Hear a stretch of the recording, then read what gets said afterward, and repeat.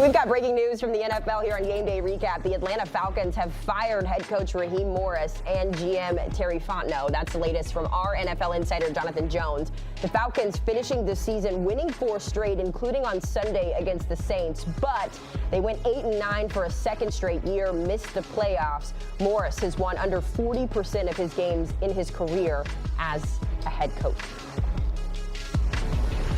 Back here on Game Day Recap, kind of some surprising news, if you will, a really quick coaching change maybe here. The Falcons did finish the year really strong there. Of course, they finished with a win today, but it didn't matter. I go to my GM on set here. What are your thoughts on the changes? A little shock in terms of Raheem being let go. I thought the way they finished, I thought the guys played extremely hard for him.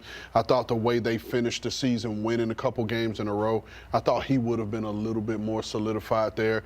But I think making this change, especially right now, ahead of what we call Black Monday, I think is going to really signal some wholesale changes in, from a structural standpoint of how they're going to build this front office moving forward. Look, Raheem Morris probably, if they won a couple more games, would have been back, but the general manager wasn't coming back anyways, I didn't think. So there were some issues inside that team, too. Coaches and stuff going on with guys pushing back on other players, and they let some coaches go in the middle of the season. And that's never a good look. So I think they want to structurally change it, but they want to change the whole culture in that building. And it hasn't been very good for a long time. Let's be real. And you know, the whole thing with Kirk Cousins, that was ugly and messy.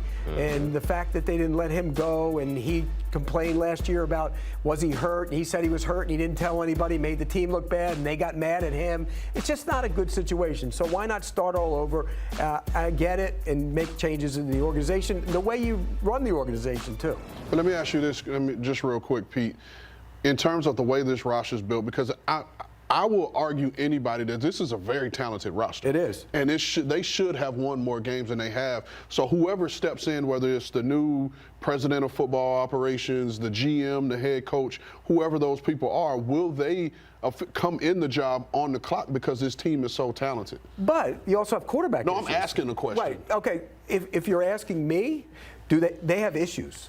They have issues. You got a quarterback issue. I mean, you made the quarterback issue of your own, by the way. You were the guys who drafted the quarterback after paying the quarterback, and then that led to all kinds of problems. Now you got the guy you drafted who's coming off a major injury again, and you have the other guy who's 120 years old and wants out of there and looked like it at times. And so what do? So they have, whoever takes over that job, it's not like you walk in, yeah, it's a good, talented roster, but you know that. If you don't fix that quarterback position, it doesn't matter how good you are at other spots. Is that where you're seeing the biggest need for improvement in Atlanta, the quarterback spot? Or now that they do have a clean slate going forward, how do you expect the Falcons to respond? Well, it's definitely the quarterback position. I mean, the conundrum that they've put themselves in, I mean, you've made your bed, now you're lying in it, and you have to find out what you're going to do. Is it going to be Kirk Cousins? Is it going to be Michael Penix? Is it going to be somebody else? I mean, there's so many possibilities on the table, but I just look at a structural standpoint of you have to have somebody that's going to come in and provide stability.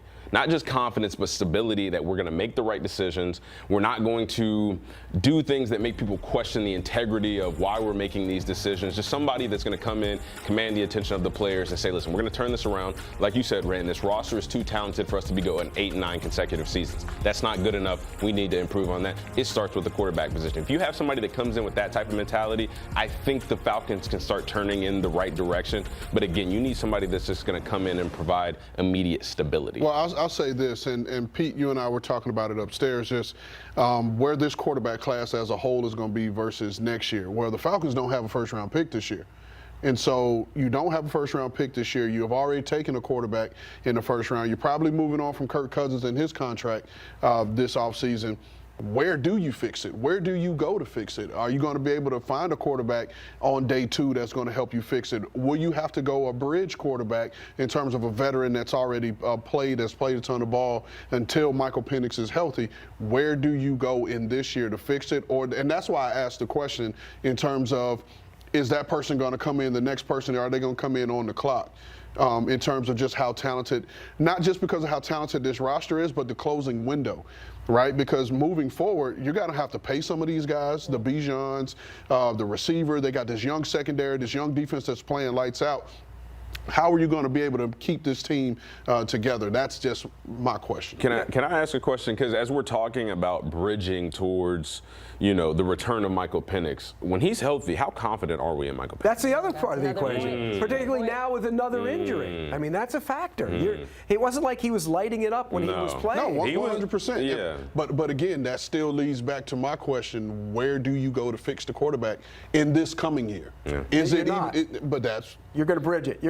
They're probably going to bridge it this year, not be very good, or be, you know, maybe get 8, 9 again? 9. Yeah, that's the problem. Coach is on the hot seat. The problem is because they do have talent on that roster. If they're 8 or 9, then you don't get a chance to get one of the top quarterbacks, Arch Manning, the next year. And so don't roll your eyes about Arch Manning. He's going to end up being a top quarterback. You watch. Real quick, you have any coaching candidates? We're going to try to check in with our insider, but anyone that jumps out to you that could take over in that space? Well, I think they went defense this time. I think they need to go offense. Okay. But the problem is there's not a lot of good offensive coaches out there. The candidate pool is not very good, and that's an issue. Where will somebody who takes over the organization look to find a head coach? That's what you got to try and figure out. I agree. You go offensive coach, because as you're trying to figure out this quarterback situation, where you're going to go, how you're going to bridge it, you still have Bijan Robinson, who's one of the best players in the National Football League. If you can find a good enough offensive coach, they can get a good enough staff to put together a game plan, you can make the playoffs off the back of Bijan Robinson, as long as you have just adequate quarterback play, not somebody that's going to go out there and light it up. I think even with the way that Michael Penix has played this season when he was healthy, as we're sitting here talking about, are we really confident in him? If he just doesn't turn the football over and they have an offense that features Bijan and they get him the ball in creative ways like they've been doing, you can get to the playoffs. They just have to fix some things. But I think that, to your point, it starts with finding a good offensive-minded coach. Here's what I'll say, because it's no indictment on Raheem, it's no indictment on Arthur Smith, who was a head coach before them. I just think sometimes, and especially in a candidate pool that looks like this, where Pete was saying there's not a lot of strong offensive-minded head coaching candidates. Let's take it a step further. Forget the offense, defense, special teams, whatever their specialty is. Let's find a leader of men that can change the culture. I'm with you. Okay. Whatever that looks like, whatever side of the ball that comes to, because based off of what you said, and I know whatever you're saying, you have proper intel to say those things, there's a cultural problem. So let's find someone that can come in and help establish a culture, because I don't care what anybody says, they're still chasing the ghost of what Dan Quinn built from a cultural standpoint when he was there in Atlanta. Yeah, you get it. I'm with you on leader of men. You can find a good offensive coach, you can find a good quarterbacks coach, but you never know if the guy who can do both. And so I'm with you. Don't worry about what side of the ball he comes from. Just worry about what he can do overseeing the whole thing. Look, Bill Belichick was a great coach, and he dabbled in the offense and he dabbled in the defense, and sometimes went too far on both sides of the ball. But the reality is, if you find the guy who establishes the culture, Nick Saban established the culture, and that's what you want. Not just an offensive or defensive guy.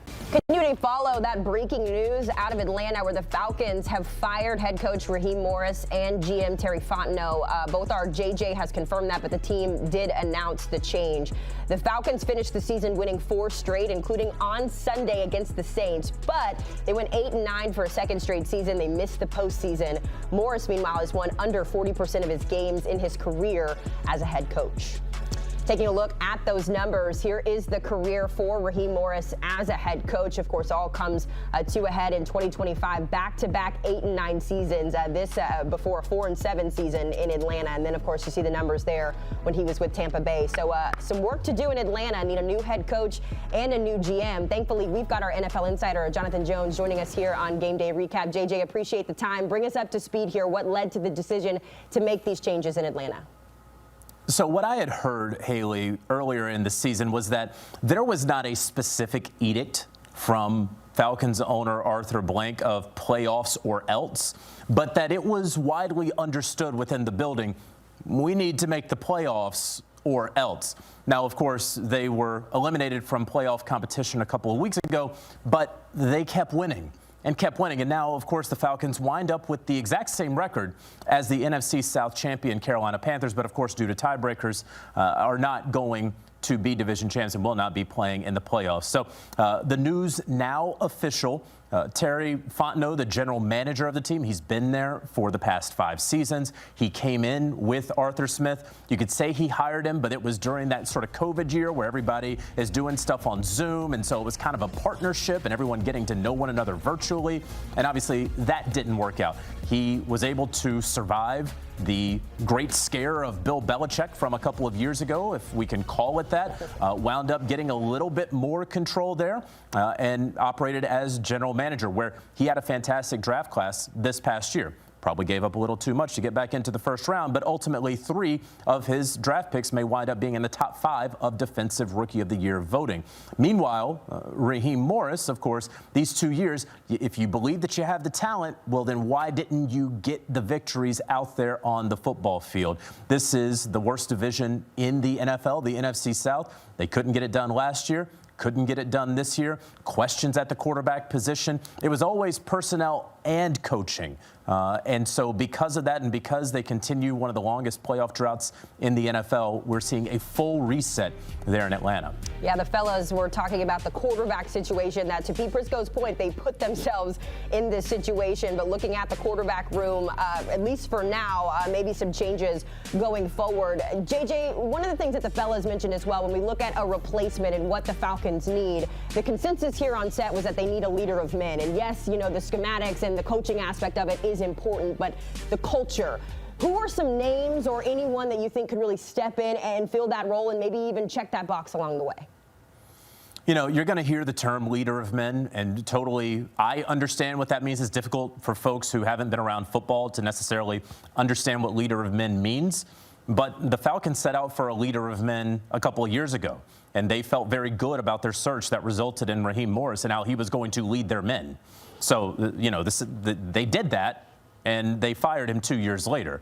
The one thing with Arthur Blank and his ownership of more than 20 years with the Atlanta Falcons, he usually has gone offense and defense and offense and defense. If you look back at it, right? It was Raheem Morris, sort of from the defensive side. Then you look back, and then it was Arthur Smith from the offensive side. Before that, it was Dan Quinn. And the trend sort of goes along in that way. So, I could see the Falcons right now, as it sits here, as an offensive head coach. But what's going to be really important is who's making the decisions, okay? It's Arthur Blank, the owner of the team.